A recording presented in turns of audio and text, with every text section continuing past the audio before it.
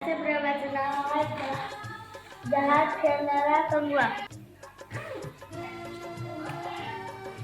आपण काय केले, त्या पसरट भांड्यामध्ये पाणी घेतले. तर आता पाहूयात आपण काय करते. याचा प्रयोग आपण करणार आहोत. तर आता हे जहाज नंदिनी पाण्यामध्ये सोड आणि सिमरन तू हा कंगवा डोक्यावर घास आणि त्या ठिकाणी पाठीमागच्या साईडला तो डोक्यावरती आणि आता काय कर, ते जहाज तुझ्याकडे खेचले जाते.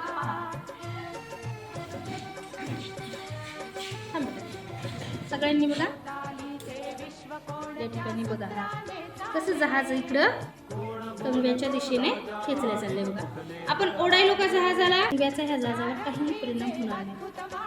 आता जसं कंगवा आपण जिकडे नेला तिकडं जहाज चाललंय ना, ते दोघांमध्ये अंतर आहे बघा. हो आहे का? हो.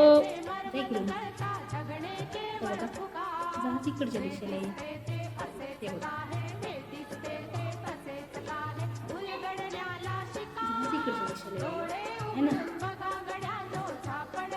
प्रत्येक वस्तूमध्ये बघा इलेक्ट्रॉन आणि प्रोटॉन असतात आणि इलेक्ट्रॉनची जेवढी संख्या आहे तेवढीच प्रोटॉनची संख्या असते. म्हणून ती वस्तू कशी असते.